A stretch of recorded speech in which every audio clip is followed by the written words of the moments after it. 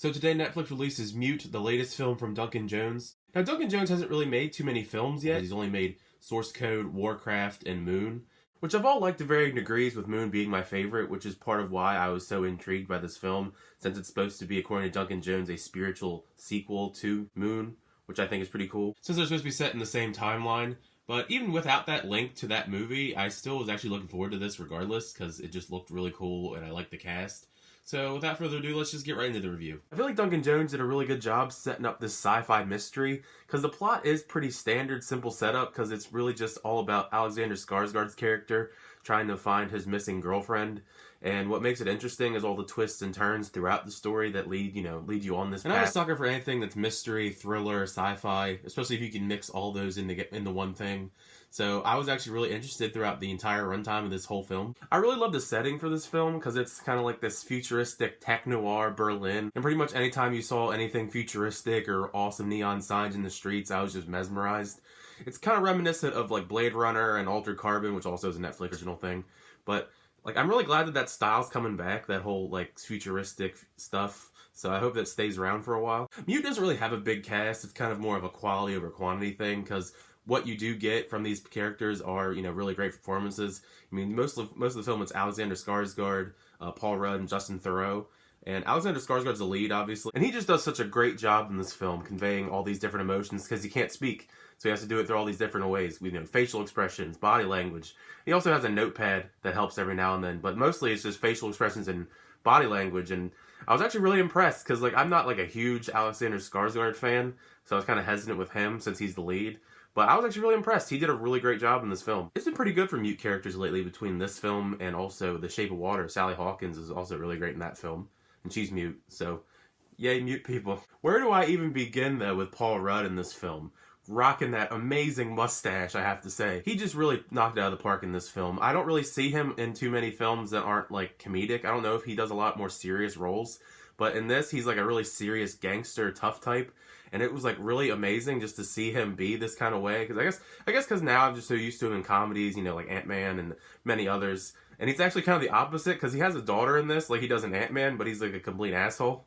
So it's like a complete character change from Ant-Man to this.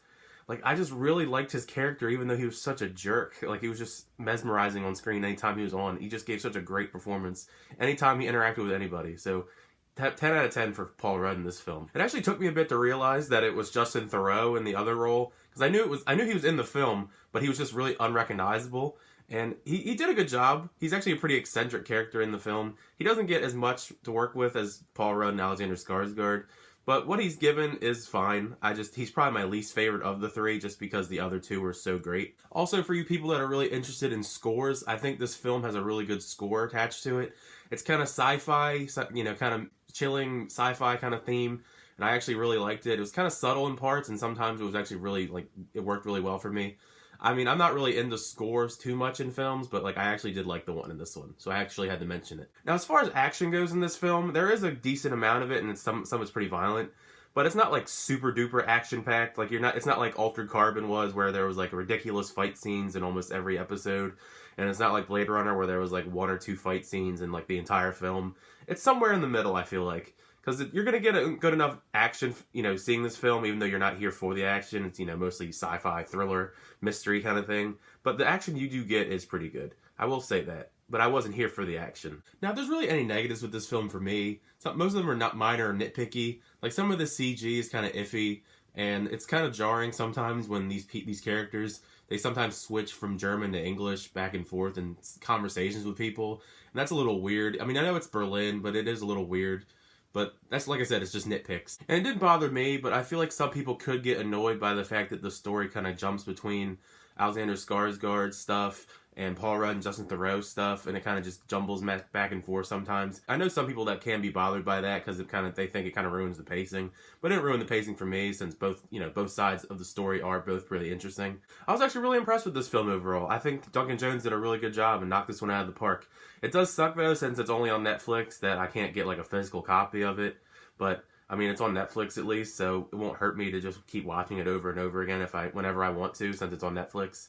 So yeah, moving on to my score for the film, I'd have to give Mute an A-. I definitely recommend anyone check this film out if you have Netflix especially. I mean, it's like 2 hours, but I mean, you're not going to waste your time, I don't feel.